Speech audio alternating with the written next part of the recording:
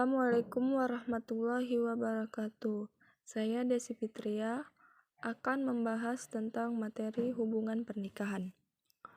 Pernikahan adalah upacara pengikatan janji nikah yang dirayakan atau dilaksanakan oleh dua orang yang bermaksud meresmikan ikatan perkawinan secara norma agama, norma hukum, dan norma sosial. Dalam melaksanakan upacara pernikahan memiliki banyak ragam variasi menurut tradisi suku bangsa, agama, budaya, maupun sosial. Pengesahan secara hukum pernikahan biasanya terjadi pada saat dokumen tertulis yang mencatatkan pernikahan ditandatangani. Upacara pernikahan merupakan acara yang dilangsungkan untuk merayakannya bersama teman dan keluarga. Wanita dan pria yang sudah melangsungkan pernikahan dinamakan pengantin, dan sedangkan upacara telah selesai, kemudian mereka dinamakan suami dan istri dalam ikatan perkawinan. Pernikahan dalam Islam merupakan fitrah manusia dan merupakan ibadah bagi seorang muslim untuk dapat menyempurnakan iman dan agamanya. Dengan menikah, seseorang telah memikul amanah tanggung jawab yang paling besar dalam dirinya terhadap keluarga yang akan ia bimbing dan dipelihara menuju jalan kebenaran. Pernikahan memiliki manfaat yang paling besar terhadap kepentingan-kepentingan sosial lainnya.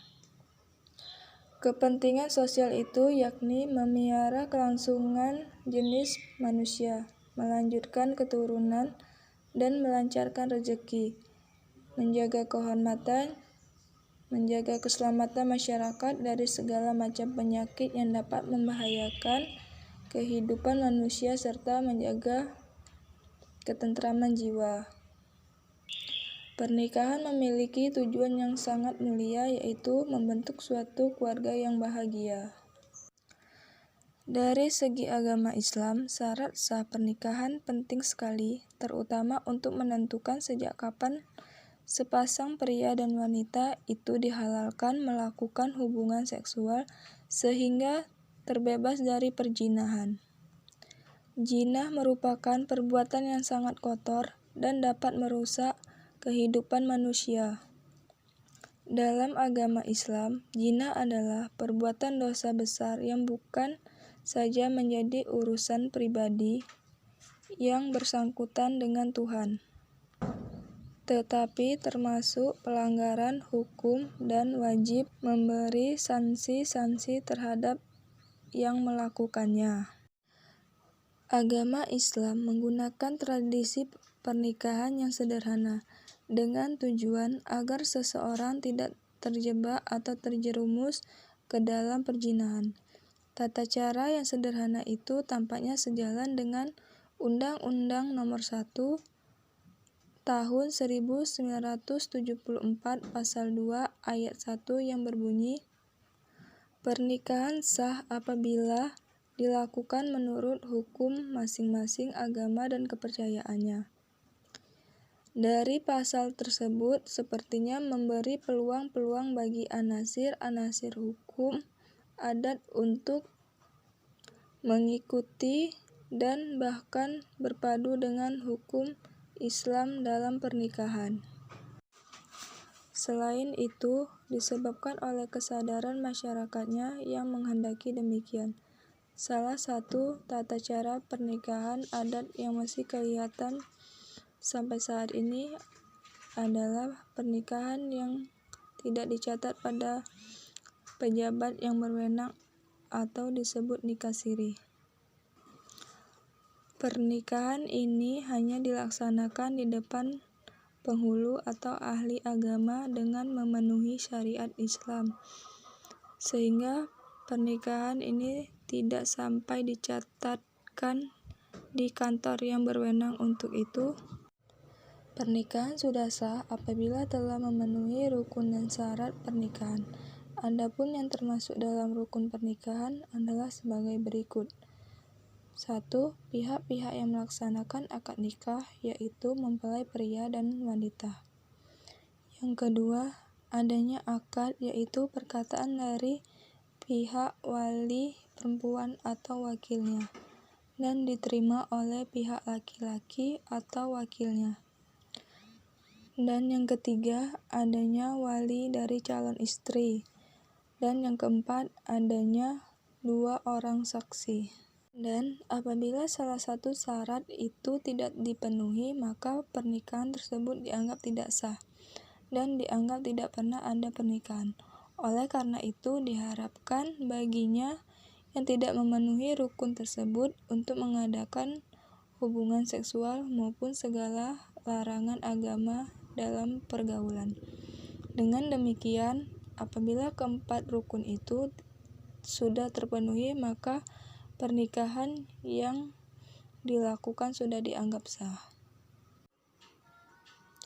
Kegagalan dalam hubungan pernikahan. Sudah menjadi hal umum bahwa setiap kita menjalani hubungan bersama seseorang, pastinya kita ingin mengikat janji untuk terus bersama hingga akhir hayat. Namun ternyata, keinginan tidak semudah mulut mengucap kata. Banyak hubungan antara dua insan manusia berakhir tanpa solusi dan menguntungkan bagi dua pihak. Mengapa hal itu terjadi? Karena tidak ada manusia yang memiliki karakter yang sama persis, meski terlahir kembar identik. Jika kita melihat sekeliling, banyak hubungan antara dua manusia yang bisa terjaga baik hingga usia sudah mencapai garis penuh. Banyak ikatan pernikahan yang sudah mencapai usia 40, bahkan 50 tahun, dan pasangan itu masih hidup, dipenuhi cinta yang memukau. Hal seperti ini yang diinginkan oleh banyak orang. Saya akan menjelaskan penyebab kegagalan dalam sebuah hubungan pernikahan. Yang pertama itu, kurang rasa percaya pada pasangan. Kepercayaan adalah dasar yang menjadi landasan penting dalam sebuah hubungan yang sehat. Membangun kepercayaan antar pasangan akan tercipta ketika pasangan bisa menjalin komunikasi dengan saling menghormati. Percayalah pada pasangan Anda, apapun situasinya, meski kemudian Anda mendengar sesuatu hal yang muncul tanda tanya tentang dirinya. Mungkin yang Anda dengar dari orang belum tentu itu benar. Dan yang kedua, komunikasi yang bermasalah. Komunikasi bisa membangun sebuah hubungan, tetapi bisa juga merusak karena cara menjalankannya yang kurang baik. Komunikasi yang buruk bisa memicu sebuah konflik, kebanyakan berakhir dengan perpisahan. Sebuah hubungan yang sehat tentu melibatkan cara berkomunikasi yang baik. Yang ketiga yaitu kejujuran. Kejujuran itu penting dan sifatnya vital, bukan hanya dalam sebuah hubungan berpasangan saja, tetapi semua hal dalam hidup harus didasari oleh kejujuran. Terlebih lagi dalam hubungan antara dua manusia yang berkomitmen untuk bersama sepanjang hayat.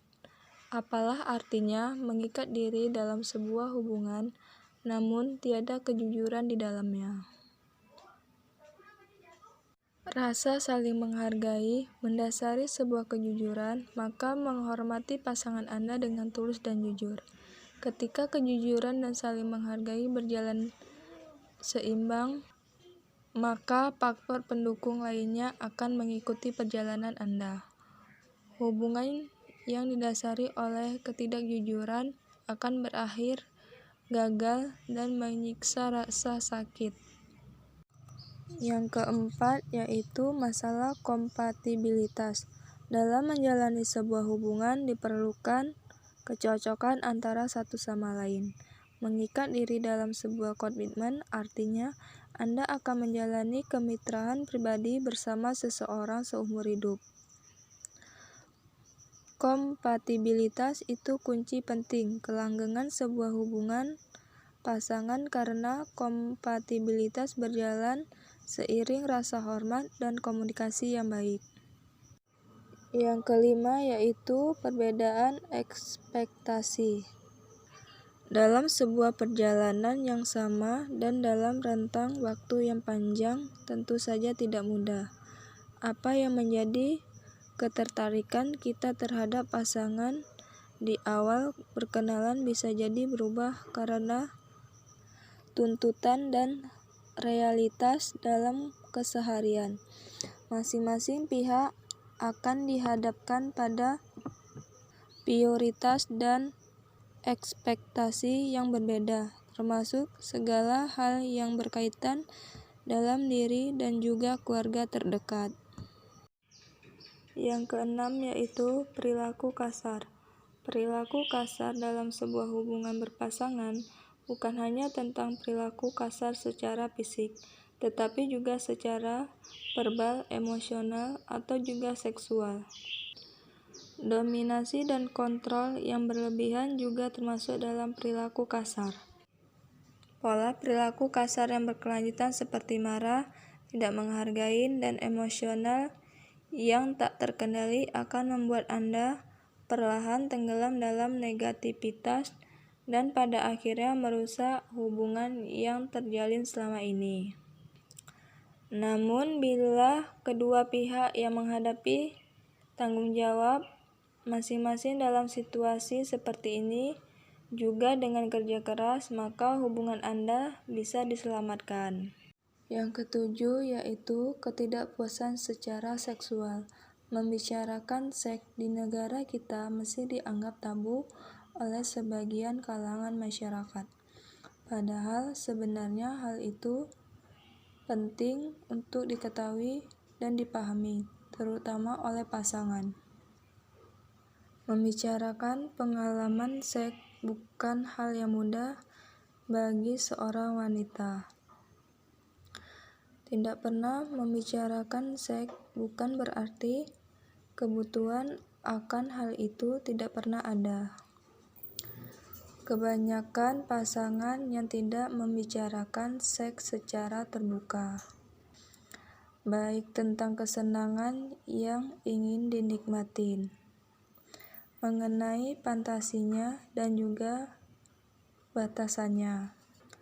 Maka penting bagi pasangan untuk tahu seperti apa kebutuhan seks yang akan mengarah kepuasan hingga membuat hubungan bertahan lama. Mungkin hanya ini yang dapat saya jelaskan tentang materi hubungan pernikahan. Lebih dan kurang saya mohon maaf. Saya akhiri. Assalamualaikum warahmatullahi wabarakatuh.